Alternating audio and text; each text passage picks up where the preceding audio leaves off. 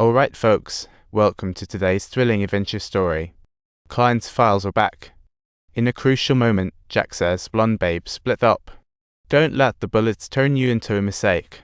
This move avoids bullets easily. At 3, he jumps like a cartoon, firing as both turn and flee. Jack vaults over the fence into the factory, with evidence in hand like a ticking bomb, attracting enemy fire. He moves like a snake, turning 2 goofballs into humans. Then, Jack runs into a warehouse 2 fools can't break in time, wrecking their car. The door was crushed like a can. Seeing the 2 can't catch up, Jack sheds his clothes and shoes, then finds his gun empty, and dashes deeper into the factory as if evading a test. Subtitles. The hitman is conducting a thorough search just like a kitten chasing a ball of yarn, completely unaware that top-tier hunters frequently present themselves in the guise of prey. This time, we are truly in deep trouble. Just as the goofball picks up the gun, the situation flips, and as he's about to speak, the blonde babe swoops in like a hero to save the day. Jack thinks to himself, "This performance is really fantastic. I've got my eyes on you now." I feel awesome. The hunky confession leaves the blonde babe starry-eyed, and later they gather with the detective in an abandoned farm to dissect Jack's clues. The clue mentions PH, clearly a phone number. What about the other abbreviations? The group is utterly puzzled, so they just call the number. To their surprise, 2 are economists from different regions, and the last one is a Memphis environmental drummer. What does this have to do with counterfeit bills? The 2 professors are abroad at a conference and can only start with the environmental drummer, prompting Jack to think he's entrusted his life to this guy countless times, and now he's the only help available.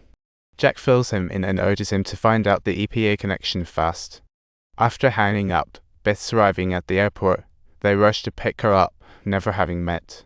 But Beth spots Jack immediately because he looks just like his brother. They both head to the elevator, but wait forever. Jack feels something's wrong. Everyone searches separately and finds Beth hurt in a dark tunnel, mistaking him for her brother before dying.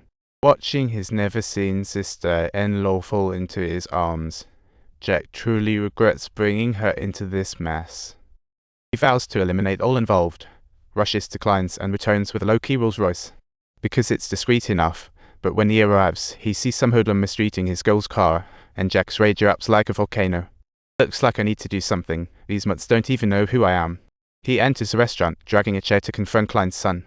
The goofballs don't even know what's coming when Jack shows up. He gives them a thrashing while onlookers are enjoying the show. Before the detective's arrival, this one-sided martial arts tournament continued on uninterrupted, ultimately leading to a deep-seated rivalry between the 2 teams. After they come out, Jack starts to calm down and suddenly asks the blonde babe, "What did your dad leave you?" As a former police chief, he couldn't have just left you a gun. This town's a mess, so he should have left some juicy secrets. The blonde babe says, "I've got a gun and a gun case." Wango. Jack quickly finds the mechanism in the case that pops out. What secrets does this key hold? The blonde says her father went to either the police station or wig shop daily. Jack interjects, "Why would a bald guy head to a wig shop? Something's definitely fishy here." Sure enough, they arrive at the barber shop, and the owner willingly pulls out a box. When they open it, it's stuffed with Klein's company files. They exclaim, "This is a gold mine." It's truly a game of finances, and their foundation only donates to Georgia, a small-town private enterprise. How does it attract so many donations? There's only one answer. Turns out they are printing their own money. Yet, these reports alone aren't enough to shake Klein. They need direct evidence. At that moment, the blonde babe has enough. She realizes her father wasn't suicidal but was murdered for knowing too much. Furiously, she says, "I'll deal with everything when I get back."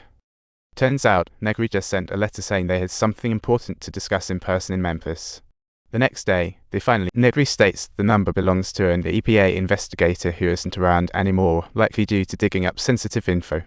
Just like Jack's brother, the body was drenched, suggesting the puppet master is way more powerful than he imagined.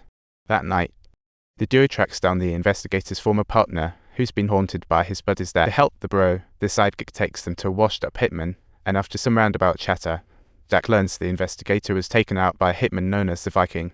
Aside from that, they got nothing else. On the way back, the sidekick says he'll take them to the precinct to dig into who this Viking really is. Just as he says that, the officer driving suddenly flips, claiming his family is in their hands and they can't look further. Seeing the ally reach for his gun, the officer panics, and the sidekick gets boxed up. Jack and his pal share a glance. Almost simultaneously, they kick, and the car veers out of control, crashing into the river, finally escaping danger. Leo decides to split up. Nigri heads back to Memphis to investigate the Viking, while Jack plans to return to the small town and take his time with the detective. But the blonde couldn't resist probing her father's death, heading straight to the coroner's for the result photos. Upon magnifying the photos, she spots diamond residue on her father's wound. He definitely didn't die by suicide. She suddenly realizes only the new chief in town owns a diamond-plated gun, no one else. The precinct opens next day. Blonde Babe storms in, and what happens next shocks everyone present. Luckily, the detective pulls her away just in time, otherwise it could have been deadly. Her impulsiveness cost him his job. The chief is definitely going to issue a warrant. If arrested, the puppet master won't let him leave prison alive, so the detective decides to hide her out with the old pal while protecting Klein's wife and daughter. But from this incident, the detective knows he can't play in the shadows anymore, so he quietly sneaks into Klein's company under the cover of night, hoping for useful. But just as he enters the office, he's stunned by the scene. Klein is dead. Looks like the puppet master's power is greater than they ever imagined. Next day, the precinct's in chaos. The town's monoman is killed in office, with complaints flooding in. Then Klein's son bursts in. If you enjoyed this story, hit that subscribe button and join us for more thrilling adventures.